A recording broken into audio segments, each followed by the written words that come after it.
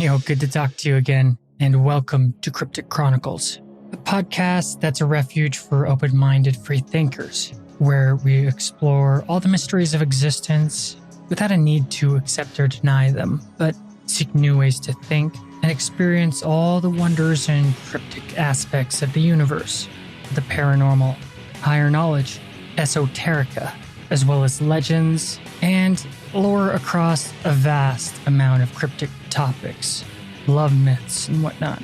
But also we cover spirituality, philosophy, psychology, and even the darker nature of humanity shunned by mainstream awareness, be it the UFO phenomenon, serial killers, subconscious, or even lighter topics like meditation and enlightenment. You and I, dear listener, will explore all the weird stuff. We're going to look deeper into reality and existence and not accept things at face value. Today on the show, I'm going to talk about David Wilcock and his coverage of a very fascinating subject if you're into like UFO and alien stuff, and that's the secret space program. Or programs, because there's many of them apparently. In any case, I'm going to cover an overview of Wilcock's work, as well as the topic in general. And we can wonder together, what would the world be like if technology suppression was so absolute that mainstream civilization is basically nothing but a sham to keep the masses of humanity in line? Pretty out there, but hey, that's the secret space program. So strap in because it's time to get weird. I'm your host, Tim Hacker, and you're listening to Cryptic Chronicles.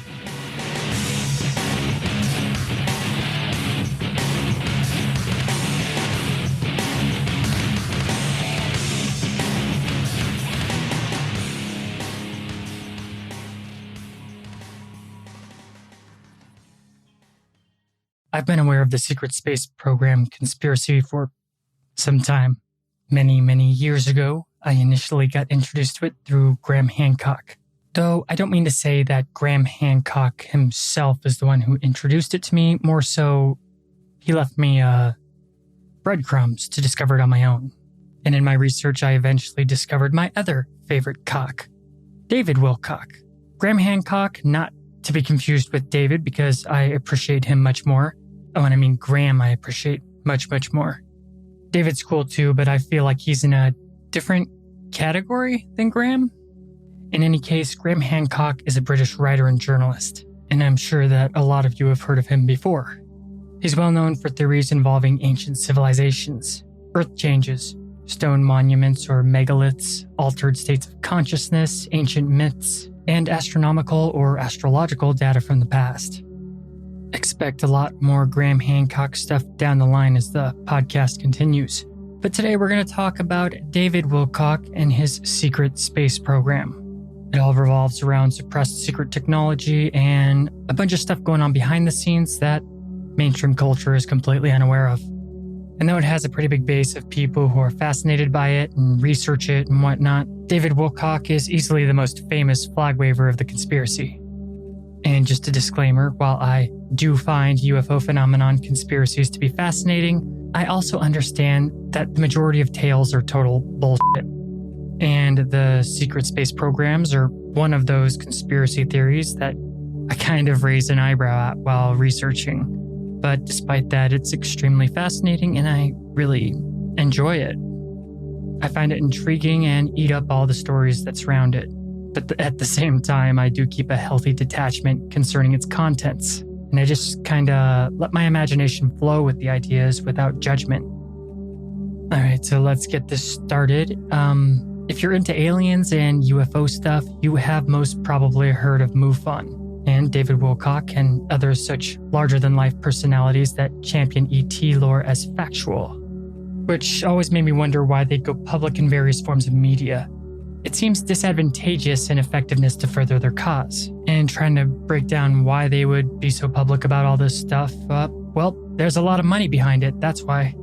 There is a substantial following to the secret space program community, and anything that has that kind of cash generating from it kind of calls into question the merit of people like Wilcock, at least to me. However, Wilcock is a fascinating guy, and I am not calling him out or trying to discredit him or attack his integrity in any way. It's just that I don't understand his motives, and my instincts make me question a lot of what he says concerning history, the mainstream media, and secret societies. But that's okay. What's that old saying by our favorite ancient Greek philosopher? It is the sign of a great mind to ponder an idea without accepting it or denying it. Or at least he said something like that. I did not look it up. I just said that off the top of my head. Anyway, it's fine to enjoy something while not embracing it, is my point. It's really just the nature of independent thought and all-around open-mindedness. Profound spiritual teachings like the Buddha say that we must look at things with a new mind, free from unconscious thinking, with our consciousness existing solely in the now and vacant of egoic polarities. You gotta have the mind of a child and look at things in a fresh way, in a new way. And in a lot of ways, it's the key to seeing things objectively. Why would we ever let something as limiting as belief get in the way of wonder? But let's start with something factual and deeply, unnerving about the secret space programs. You see, to any common person, they wonder, or they just, in their minds, how could there possibly be a secret space program? It would cost an insane amount of resources and quickly require billions and billions of dollars to keep up with. So it's a logical thing to ponder, where would this funding even come from? It's impossible, right? Well, here's the unnerving factual part about all this. Back in 2011, on September 10th, Secretary of Defense Donald Rumsfeld addressed the American people about a particularly disturbing incident. He told the press on live TV that the Department of Defense had $2.3 trillion that could not be accounted for within the department's expenditures.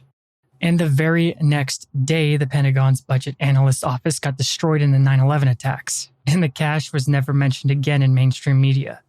That's $2.3 trillion of taxpayer money just gone. Many think that there was a communications breakdown with the conspirators, and that Rumsfeld wasn't supposed to say anything about the missing money on live TV. The Secretary of Defense never mentioned the cash ever again, and after that single press release, it remains a mystery to this day. And do you have any idea just how much money $2.3 trillion is? Seriously, that is insane that amount of money could just be lost and nobody cared. George Lucas sold Star Wars to Disney for $4 billion, right? Well, 1 trillion is 1,000 billion, or equivalently a million. It is a 1 with 12 zeros after it. That kind of money could easily fund a secret space program or other such clandestine operations 100 times over. I'm not going to get into 9/11 conspiracies though. However, it is a little bit too convenient to have evidence of $2.3 trillion in stolen taxpayer money go up in flames the day after its discovery. How could the only proof of the biggest heist in history get vaporized in an unexpected terrorist attack? Where the hell is the paper trail and copies of documents and files? It's like, are you serious? Where are the shared computer files? The Pentagon didn't use those? We live in the 21st century, the information age. Even back in 2001, people were backing up all kinds of stuff online or on multiple file disks, especially the government. Come on. If they didn't, they're the most incompetent government in the world. This didn't happen that long ago, so it's just baffling. And I find a lot of it hard to believe, at least the mainstream stuff. It's just too convenient, and why would there be... it doesn't make sense unless they're the most obviously incompetent idiots who ever lived. And all the evidence was destroyed the day after that it was made public to the American people. So there was zero time to investigate. After the attack, the country was traumatized and the lost cash was forgotten about. And according to David Wilcock and the other secret space program conspiracy theorists, this money was the funding for the secret space program. Well, the continued funding, because it's actually been around for a while. And that money, and that is easily more than enough to do whatever crazy secret space stuff with crazy secret tech anyone could ever want to do, I guess.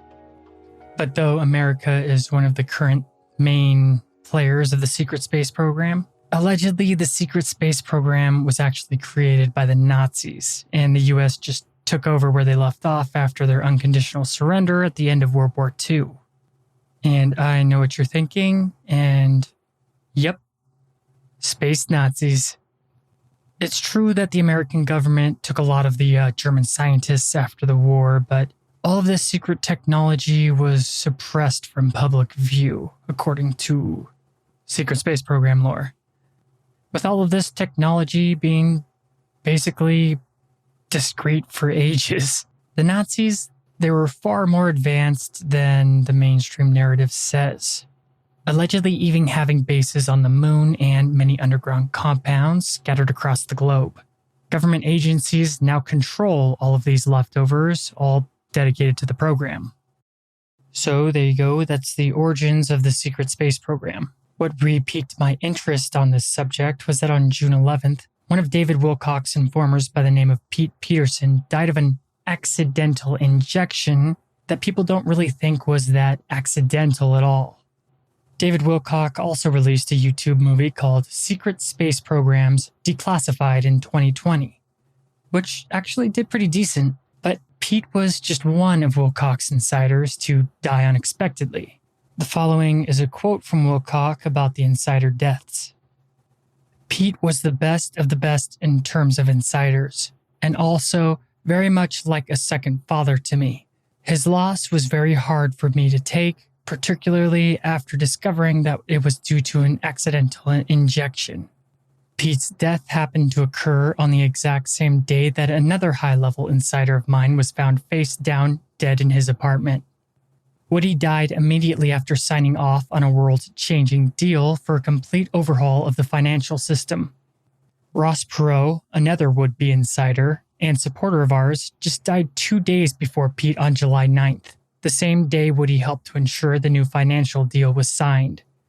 Perot was a key mega financer of the alliance, and thus again, the timing of his death does not appear to be at all an accident. So, whether credible or not, there is some shady stuff going on surrounding the people spreading the notion of a secret space program. And it cascades down to harassment even of those even slightly associated with the believers. The abuse includes open threats, stalking, harassment, both online and off, and you name it. People are dicks to them. And really, what's even the threat of a group of people interested in aliens and spaceships in a secret government program? Because if they weren't a threat, then there wouldn't be anything done to them. The conspiracy originates with knowledge of the secret space program being secretly given out by whistleblowers, people who were former intelligence operatives and astronauts and things of that nature. And there's even, I find this very fascinating, there's even people who are whistleblowers that claim to have been in contact directly with aliens, which I know sounds pretty fishy, and honestly, in my research I did find very little evidence to back up people who claim to be insiders as legitimate. And Wilcock kind of messes up when referring to history when he articulates his message on the secret space program. But then again, if people were truly like insiders, there would be very little documentation of them being secret insiders, or I don't know. I can't think of how to explain it. Take it with a grain of salt. But these secret informer operatives people are the ones who have been whistleblowing all this information about the secret tech that the governments around the world have. Specifically the US government in our case. And I've seen Wilcock's stuff and read a lot of his stuff, and unless I'm missing something, he gets stuff about history wrong.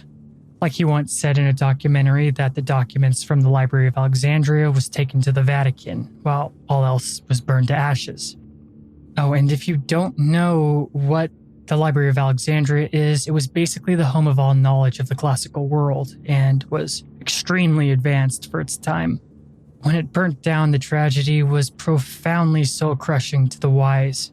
Humanity's history, well, more accurate history, I should say, and the accumulated knowledge of the ancient world was wiped out, leaving a clean slate hazy with myth. There are many theories on what caused the immolation of the Library of Alexandria. I personally believe that it was Julius Caesar who burnt it. However, these Alexandrian documents got transported to the Vatican, Wilcock says. And if this is true, then the people who transported them were time travelers. There's like a 500-year gap in there or something. The Vatican's history as the seat of the Catholic Church didn't begin until the construction of the Basilica, which I believe was around 4th century CE, and it was built over St. Peter's grave in Rome.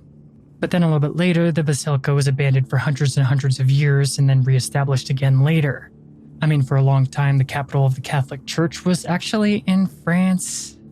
I can't remember, but I think the Catholic Church changed its HQ back in... God, I really should have looked this up before recording. The Vatican as a city wasn't even established until 1929, which historically is super recent.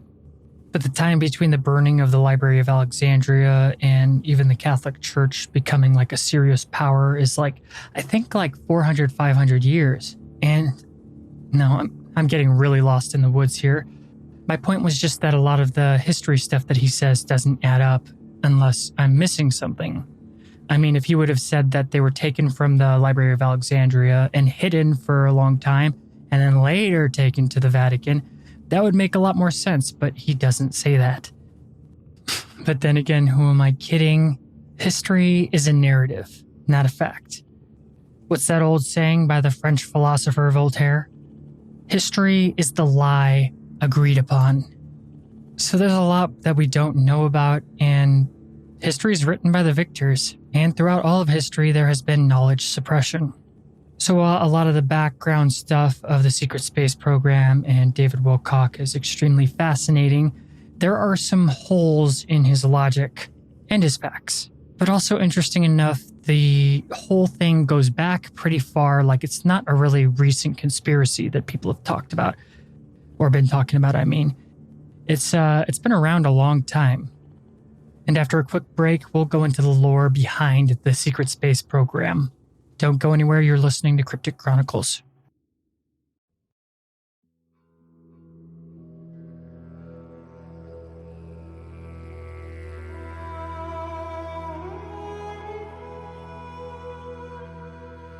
Welcome to the Chamber of Mysteries. I am Anubis, the Egyptian god of death and guide through the underworld. Recently, the goddess Ma'at pointed out to me that the scales of justice have not been in balance. This is not good and can bring chaos to the multiverse. But you, dear mortal, may help in averting this cosmic disaster by supporting Cryptic Chronicles. In doing so, you will gain ad-free episodes of the podcast, as well as bonus content only for patrons. In spreading free thinking and higher knowledge, the forces of darkness are kept at bay. Simply subscribe to the Chronicler's Vault at crypticchronicles.com. And by pledging a single $1 a month, you can help keep Apophis in the void and Ra's sky chariot soaring proudly through the universe. Also, subscribe to the Cryptic Chronicles YouTube channel. Share, talk. Anubis, don't forget to tell them about iTunes and spreading the show. Oh, right. Thank you, Ma'at.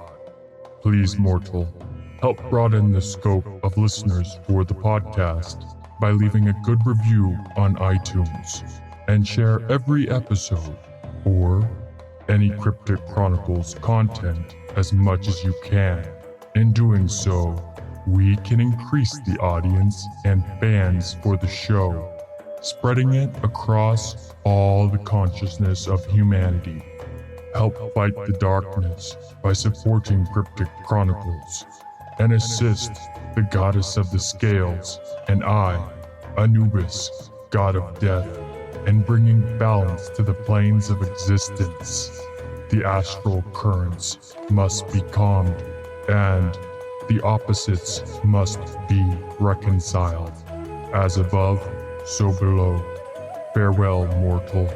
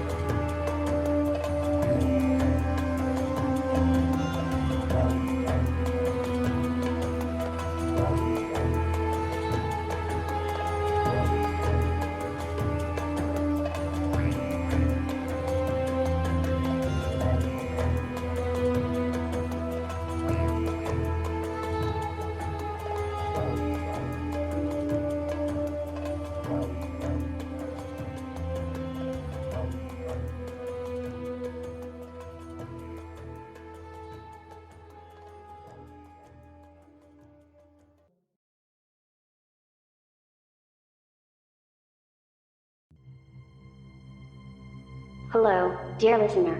Have you ever had a paranormal experience? A spiritual or esoteric experience? Have you ever seen a UFO or something that you could not explain? Have you ever witnessed anomalous activity that defies reality? Have you ever experienced unexplained mysteries of existence? If you have your own cryptic tale and would like to have it shared on the podcast, then call 1-800-757-6049 and leave a message of your experience.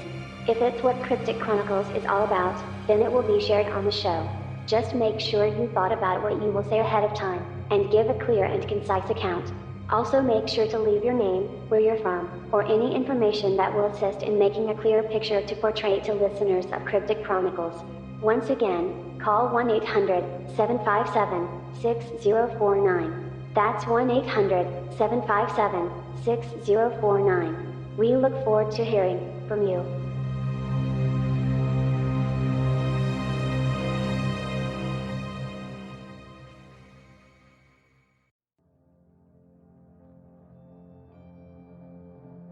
So, the lore behind the secret space program started from the granddaddy of the UFO phenomenon, all the way back in June 24th, 1947.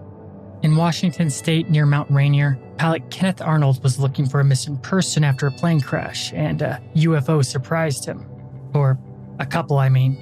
During his flight, he saw a group of flying saucers going faster than any plane he'd ever seen.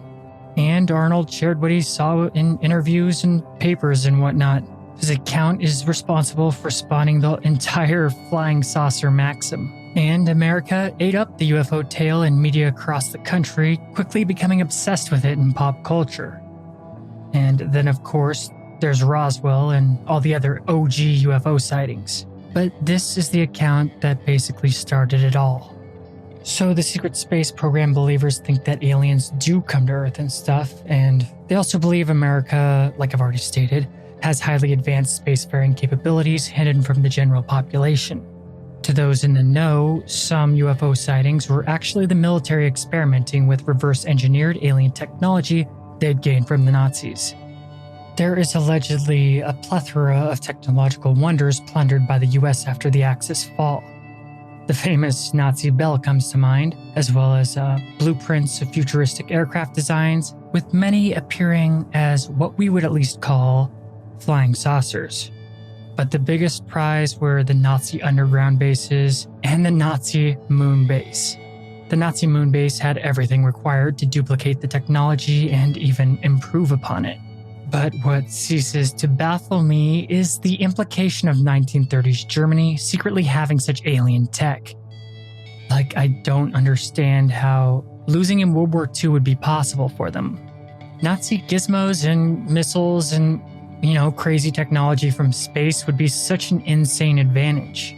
I can't imagine any counter the Allies may have had against odds like that, but I'm sure that somebody could explain this to me, or if you ask somebody who's a follower and really into the secret space program stuff, they could tell you, but I couldn't find anything on my own. I mean, if they had a base on the moon, how do you even fight that back then? Anyone listening to this who is in the know, please enlighten me if you can. But the moon wasn't the stop for the space Nazis, because they also traveled to Mars, according to all this. Like, they could travel the solar system, they could go basically anywhere they wanted, and, went really deep out there into the solar system. However, despite their tech factory on the moon, the Nazis' secret space program's headquarters was located in the Arctic Circle. So many mysteries and supernatural and paranormal stuff revolves around the Arctic Circle. And I've kind of glossed over that stuff in the past, so until I have specific topics for it, we're not going to go too in-depth into it. And though the idea of space Nazis is very intriguing, the German secret space program goes much deeper than mere Nazis. And oddly, once again, this is mixing with true objective things from history. A fraternity within the Nazi Party secretly revolved around the influence of the Thule Society, one of two occult secret societies within the party and the heart of everything Nazi. The other mysterious group is called the Vril Society, which was basically an offshoot of the earlier Thule Order members, the ones who started the Thule Order and kind of stuck with its original principles, where the rest of the order kind of got misdirected and went in a different direction. Originally, the order were occultists who became hypnotized with the teachings of Madame Blavatsky and her influential theosophy. We have covered Madame Blavatsky before, and she is awesome. Anyway, the word vril translates basically to a concept analogous to the Force, like in Star Wars. It's the life force or energy in all living things. The word actually originating from Nordic beliefs, ancient beyond recorded history. The Vril Society, as well as the Thule Society, engaged in extremely esoteric activities. The society regularly channeled forces beyond comprehension and collected psychics and mediums from all across Germany to further their secret goals.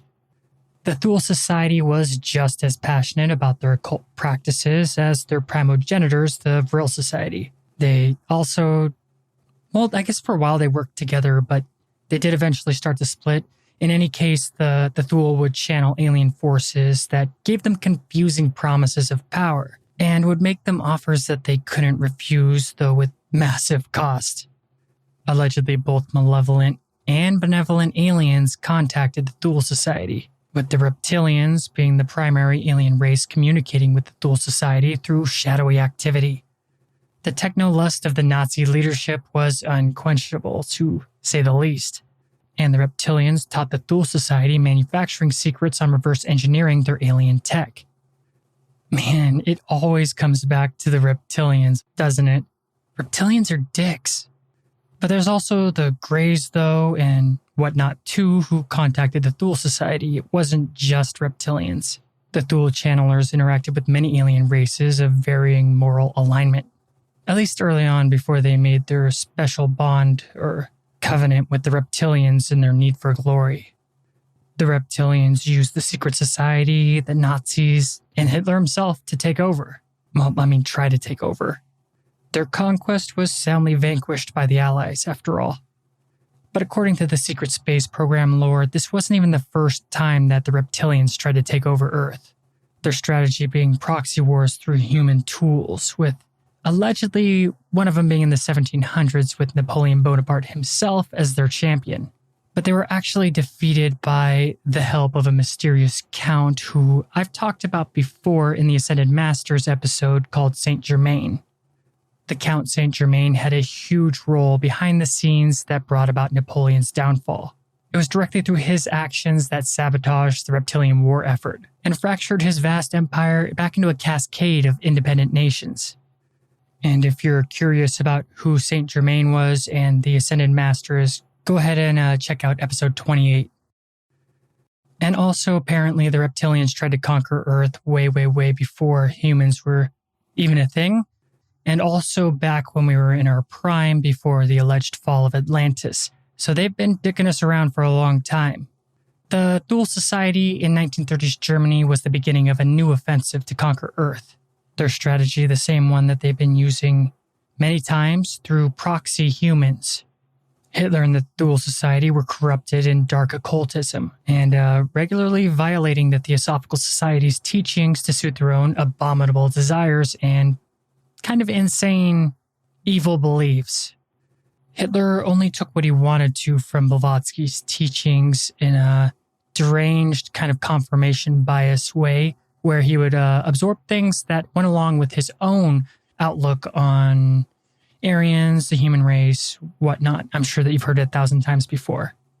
He just basically took what he wanted from her teachings and turned it into a tool of destruction. The fascists sent out archaeologists and historians all over the world to prove that the Nazis' version of history was accurate, I guess, and basically try to prove their own worldview of the human race. Jacking what they wanted from theosophy, they were completely obsessed with the idea that they were the master race and they had a glorious past and an entire history that was just lost. And taking notice of the society's growing madness, the Vril Society broke off from the Thule Society because they were less asshole Nazi-like and mainly wanted to explore human nature. They were much more in line with Theosophy's teachings and all about the exploration of consciousness and the vastness of space in general. Vril members had no interest in delusional racism and death for the sake of basically the benefit of a tiny few. They were more about big picture humanity. Vril members wanted to explore the universe and discover the true nature of reality. The Vril Society was led by German occultist Maria Orsic, who was allegedly contacted by benevolent aliens through psychic means while in deep trance. Orsic and the entire Vril Society pretty much vanished without a trace at the end of World War II, which led many to think that they left the planet since the Nazis had spacefaring technology. Others just thought that they were killed in the horrors of war without acknowledgement. But according to the secret space program lore, the Vril Society is actually out there and still very much alive, because they weren't concerned with conquest like the Thule Society, the Nazis. They just wanted to explore, investigate, and gather knowledge peacefully. They communicated with and hung out with cool aliens, while the Thule Society did stuff with the asshole reptilians. And one thing I find interesting about this secret space program lore is that it also coincides with the lore that I've talked about before on the alien races episodes, all complete with the reptilian empire originating from the Orion constellation and having other races in their realm, including their creators, the Carrion, who made the reptilian race through genetic engineering from lizard-like beasts on their home planet. It's fascinating just how much lore that there is on the reptilians and how they kind of got their tentacles and everything. There's all kinds of subspecies of reptilian and varying degrees of hybridization, along with countless slave races and genetically engineered servants like the Grey Aliens. Though the Draconian Empire, reptilians, is an AI-controlled civilization. They're ruled by a sentient computer program that manages all aspects of the vast Draconian territory throughout the galaxy, with allegedly many ET factions thinking that the primary goal of the AI is to demolish and conquer all intelligent life in the universe. And like I've already kind of glanced over, the reptilians also instigated humanity's fall from grace around 10,000 years ago, basically putting a reset on our civilization and karmic debt. They basically had their hands in human spiritual issues, politics, and asshole groups like the Nazis throughout human history. When the Nazis fell, America took over all of their advanced reptilian technology. Complete with the moon bases and the Arctic base and a whole ton of secret space program related things. And since then, it's been going pretty smoothly for the United States, I guess. Apparently, all mainstream space stuff like NASA and whatnot is just a front to confuse and mislead the public. It's all just smoke and mirrors and used to, basically they keep us like sheep. We're just a herd to them and we need to be controlled and we're not capable of higher knowledge. So this secret space program way of looking at the world is very conspiracy theory based. But despite that seeming like our government's pretty evil, which a lot of people in government are, not everybody is evil in the secret space program. So don't feel too down because I've been going pretty dark. It's just, not everyone in the government is part of the deep state or whatever you want to call them, Illuminati, elite. Basically the 1%. There's always going to be polarities and dualities in every single organization. So not all the people behind it are evil. And if you look at the coronavirus panic as an example of the human race's ability to handle things, I don't blame them for thinking that we're not ready. Looking at you, all you toilet paper hoarders, people wearing masks while they're in their car by themselves. Much of humanity is still pretty much unconscious and they're just ruled by their programmed subconscious minds. So from the secret space program lore point of view, it's not necessarily a bad thing that the masses of humanity are kept in the dark, because they could be easily manipulated to do anything by people in the know. So according to them, it's not really about like freeing and enlightening humanity, because a lot of humanity enjoy their chains and their programming and confirmation bias and will fight against anything that goes against it. And if aliens and crazy technology was put before them as fact and a real thing, it very well could lead to a new apocalypse. And despite all the craziness, there's more than a couple things that kind of link the secret space program to real-life events that are objectively true. Such as back in 2001, shortly after 9/11, Gary McKinnon, a genius maverick, hacked into NASA's data computer system and found a bunch of insane things, such as pictures of UFOs, military officers interacting with aliens, and all kinds of reality-destroying illumination and information. Right now, he's out of the country on the run, and to say he's a wanted man would be a vast understatement, but at least he's alive. The elite don't like it when their narrative gets hijacked and it's kind of tampered with to the public. The hack revealed that a lot is going on at NASA that the public doesn't know about, with the beloved American space program shown to having many skeletons in the closet. And Gary McKinnon leaked all of this hacked information to the public. Well, not to the public, to the internet, because normies will only believe what the TV tells them. And we'll kind of make fun of people who dig a little bit deeper. So those who are out for knowledge and are interested in these kinds of things, it's like all right there for them, or was there for them when he leaked all the information, and it blew the minds of so many people.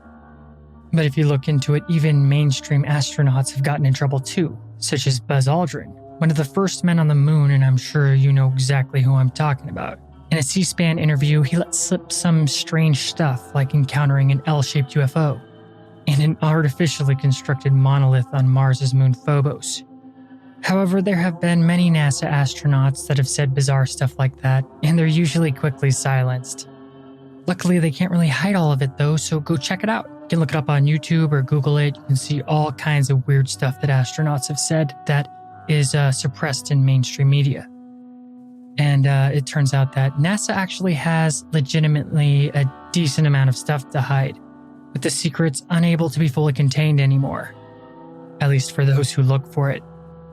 And directly connected to the secret space program is one of the things that Gary McKinnon found when he hijacked NASA was a black budget program known as Solar Warden. And Solar Warden has been directly linked to the secret space program by whistleblowers like William Tompkins, who actually claims to have helped make the program. David Wilcock loves William Tompkins, and he's got a lot to say about the secret space program, but like usual, little evidence to back up his claims.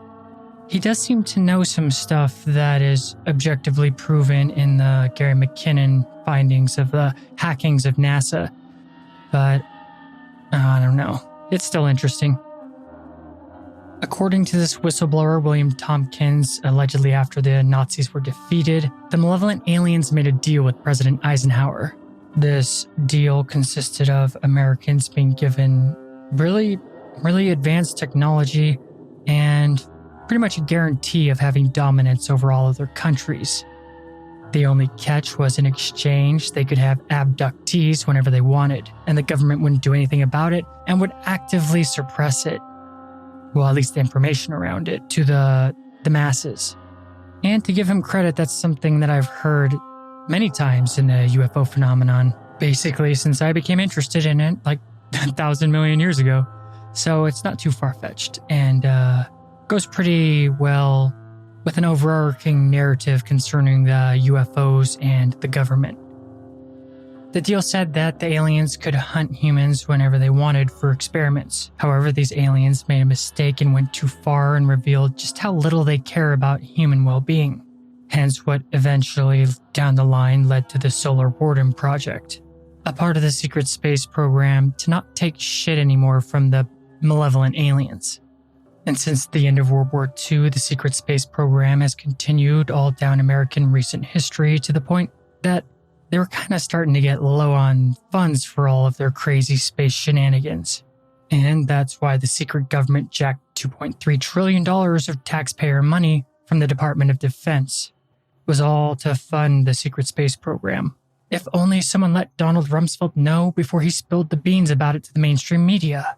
But since we haven't heard of it since, it is a testament to the media's ability to control the narrative of public affairs in America.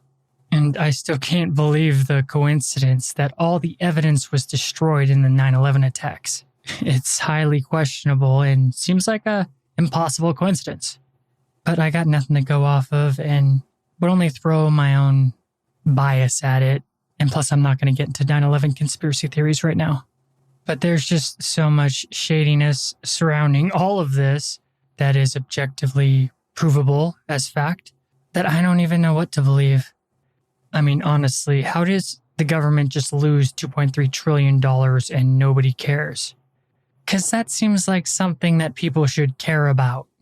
But this is just one of the many things that kind of get referenced in the secret space program that is unexplainable. And come on, it's so easy to just think of so many conspiracy theories behind that. Anyway, I'm going to go on a quick break. I need a break right now, and I will be back.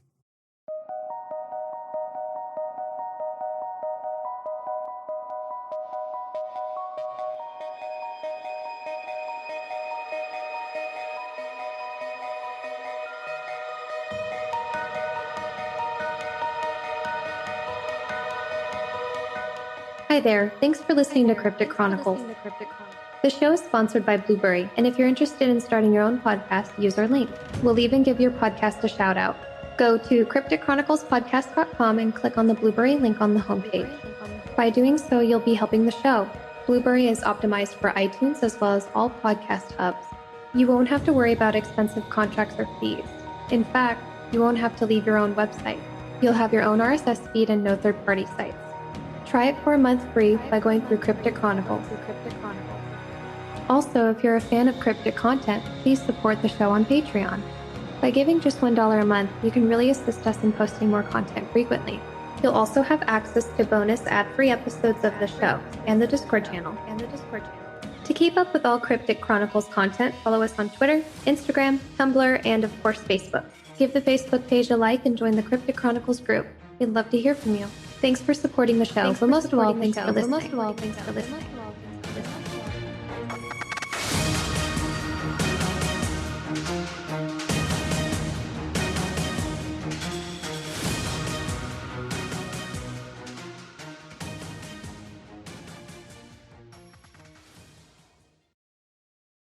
Welcome back. You're listening to Cryptic Chronicles. We're talking about the secret space program and David Wilcock. Now, if you watch his stuff over here, if you know what I'm talking about, David Wilcock, he constantly refers to something known as the deep state. Well, he actually refers to them as the cabal, which is actually kind of unique in that he doesn't refer to them as the Illuminati, like most people probably would. They're going to consist of people who own corporations, political families, the ruling class, the 1%. These guys are constantly referenced by him, and he's got a point about a lot of it, though it's not really important to remember all of the cabal stuff. I mean, the secret space program gets pretty muddy, and there's always good guys and bad guys, and everybody's kind of shades of gray depending on where they are in their lives and what's going on in their lives. But the group that he talks about, the cabal, are deep state assholes who do pedophile and sex traffic stuff. In a lot of other secret societies, they're considered like dark occultists. And they don't really call themselves the Illuminati, maybe just out of a joke or being ironic, since Illuminati means the illuminated ones, the enlightened, essentially. Because they are kind of enlightened over the masses, they understand how the subconscious works, they understand how to manipulate people through subliminal messaging, NLP, symbolism, or just conditioning in general. You can see it everywhere if you know what to look for. And the people who leak all this stuff, they are trying to take down this cabal, which has apparently been ruling us from the shadows since Kennedy was assassinated. Lately, they've been associated with Hollywood and the DNC, but they're on the right too. There's totally Republicans in the cabal. They really just turn common people against each other and don't really have any political loyalties. They hide behind a shield of false virtue for the most part, and they're the ones hyping all kinds of scary and polarizing topics in the media to distract people from other stuff going on in the world that they don't want anyone to know about or pay attention to. They're the Pizzagate people and all that, John Podesta, WikiLeaks, Marina Abramovich, and MK Ultra, crazy elite and Hollywood celebrity stuff. Supposedly, a lot of these people have sold their souls to dark forces for fame and fortune. They're basically people that you do not want to mess with and have all the money ever. The Cabal have also been allegedly called out recently, and actually a couple times, and they've been facing some sweet retribution. By that I mean people have been arrested for fucked up crimes in powerful social positions. Look at Epstein. That dude had an entire island dedicated to sex slavery and a flight. Like, he had a giant airplane that he would have sex workers on that were sex slaves. Dude was a human trafficker that rubbed shoulders with like all the celebrities in politics. It's crazy and it's real, and he definitely didn't kill himself. Anyway, the community, the Alliance, I guess he calls his group, which consists of all the people who believe in the secret space program and are on David Wilcock's side. They're the Alliance. These people have been leaking all this stuff, trying to take down the Cabal, and also secret people behind the scenes who are a part of it. Oh, and there's also benevolent aliens in the Alliance. So there has been a lot of these people getting taken down, such as the Hollywood NXIVM cult leader, Keith Raniere, who I actually talked about before on the show in the episode of MK Ultra.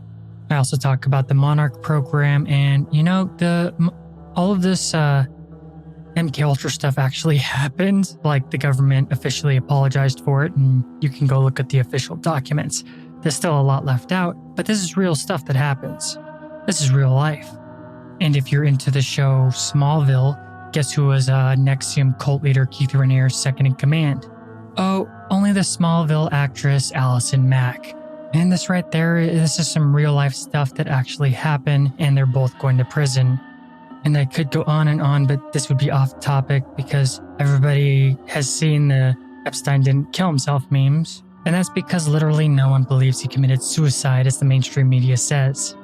The evidence is overwhelming too, like bribed guards and whatnot. And many believe he was either set free and is living like a double life as somebody else with a new identity. But most people understand that the Cabal or these type of people, they don't have compassion, and he was most likely just straight up murdered. And got to keep him quiet. Got to protect everyone in high society that's involved in his evil shit. He was a sex trafficking kingpin, like the big-time worldwide leader of a sex trafficking ring across all continents and countries. And if people knew that all these celebrities that they revere were rubbing shoulders with this guy, would they rethink how they look at celebrities? Mostly probably not, but the smart people will. Epstein specialized in enslaving underage girls and taking them to his private island as recently as this year, a decade after he was forced to register as a convicted sex offender. And all of these authorities did nothing to stop him, because who could stop him? Who could stop any of them when they own the media and they own the corporations, they're all in politics, and like, you can't fight that. Well, the Alliance totally is trying to fight them, apparently. And I don't really want to get too much further into it because it is a very upsetting topic, and a lot of people who are famous are a part of it that have yet to be brought to justice. They've been doing a good job, though, taking out people like, who else is there? Like famous producers like Harvey Weinstein and his brother Bob Weinstein, who are total rapist assholes that have been traumatizing women of Hollywood for decades, preying on their desire to become a star, like a parasite. In fact, the Me Too movement has brought down over 201 very powerful people that are allegedly part of the Cabal. I mean, I could go on with names and stories, but my point is that this fight against the Cabal is supposedly assisted by, well, it's conducted by the Alliance, but the Earth Alliance is also assisted by benevolent aliens, and the Alliance is a stern adversary to the Cabal. Sorry, I'm kind of scatterbrained today. I got a lot of stress. But David Wilcock and his secret society, the Alliance, are on the front lines fighting the Cabal, which all of the whistleblowers and informants are on his side too.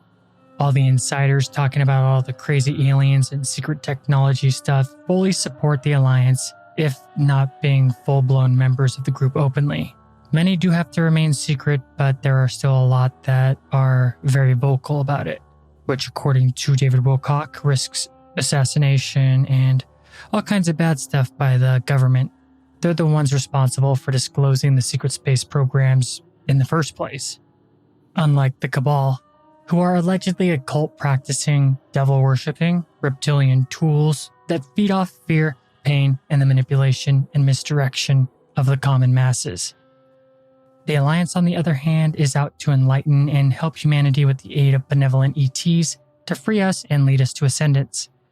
And I've said this ascendance thing a couple times now. David really likes to talk about ascendance. Sounds pretty culty though, doesn't it? But the Alliance are wholly benevolent. And as far as I have seen, I haven't seen anything bad or read anything bad about them. But the Alliance, they work in the shadows and are solely responsible for many leaks that reveal the cracks in the mainstream narrative of planet Earth. They've infiltrated everywhere all over the world in politics and, basically anything you can think of. But here in the US, there is essentially a split down the middle almost. Concerning Alliance members and Cabal members in our military and our politics. There's basically almost like a line between them. Very even numbers, which is unusual. And actually kind of makes me question the validity of those statements because is anything really ever so balanced? Do you believe in that much of a coincidence? I don't know. Like trillions of dollars did go missing and then nobody blinked an eye and the evidence was destroyed the next day in a terrorist attack nobody could have known about, but somehow it was in the perfect spot to be destroyed, with the only evidence in existence being there. So weird stuff happens. In any case, this has led to the QAnon conspiracy, which a lot of people who lean politically to the left just despise. And I'm not going to get into politics because Cryptic Chronicles is 100% not about politics. But the Alliance, at least at the moment, seems to kind of rival the Cabal in power and influence. So even though I said all kinds of scary stuff about like the elite doing sex trafficking and all this messed up stuff, according to the lore behind the secret space program, there's also a silver lining and a lot of good going on too. Does all this sound crazy to you? Well, I hope so, because this is just one version of the secret space program lore. There are actually many versions and many different secret space programs, like multiple ones going on at once. And I only really covered one from mostly from just one man's point of view and one man's work, David Wilcock. But the secret space program lore is intensely fascinating and deserves a solid spot in the best content the UFO Phenomenon has to offer if you're not looking at things that are like overtly objective. To me, it's almost like putting on Ancient Aliens, where it's just like really entertaining and my imagination enjoys thinking about it. But if you're listening to this and you're a true believer, then more power to you. I ain't hating on it. But before I go, I want to go over what exactly does he mean by ascendance and a couple other things when he talks about all this ascendance stuff. Some people say that David Wilcock is the reincarnation of Edgar Cayce, which we talked about. We talked about him in a recent episode. So to many people, he's almost like a spiritual guru. But what he means by ascension is basically a unity consciousness. He believes that we are members of a galactic family of sorts. He's all about light workers and repairing DNA.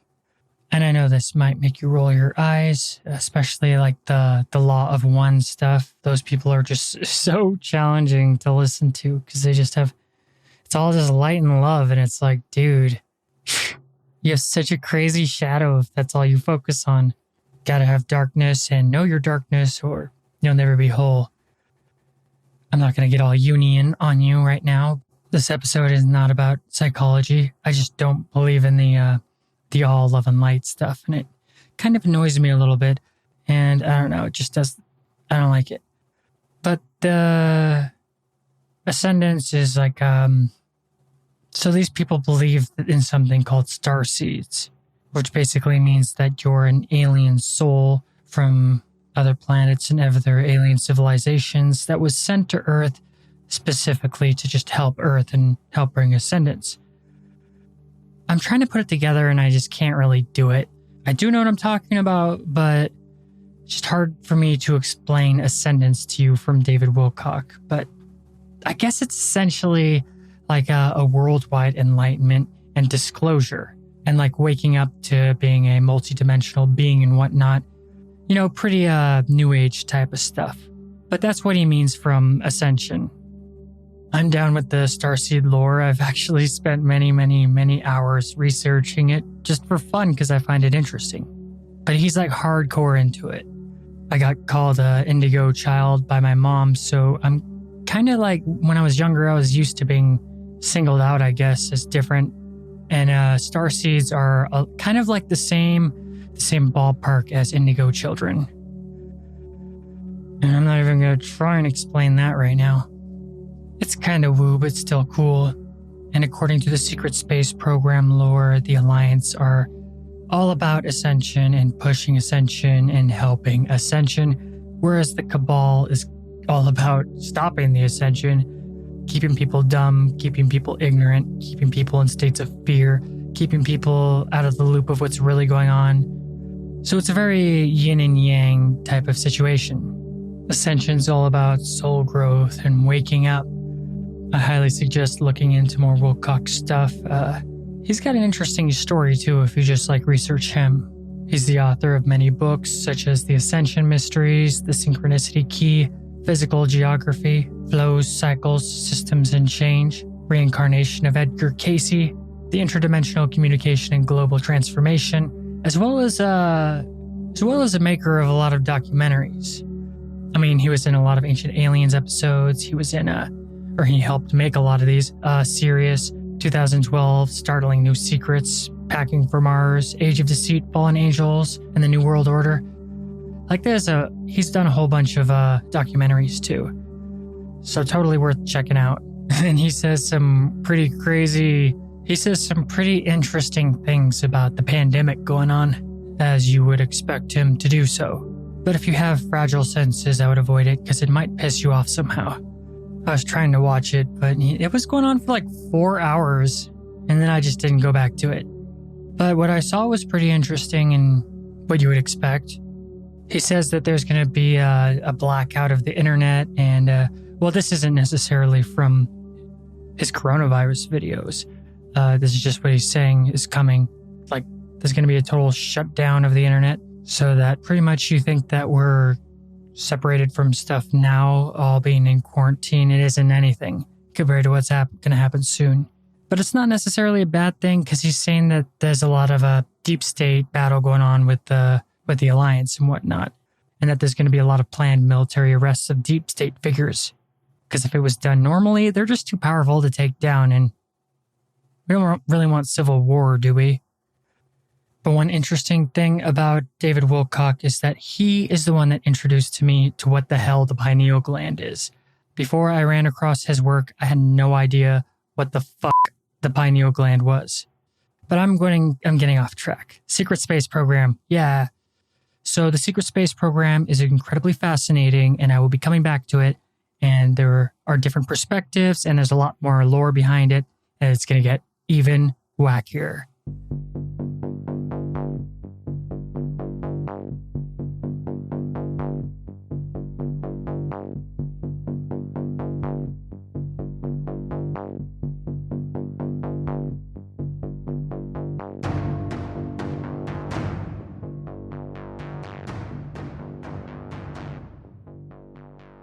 I hope that's all for this episode.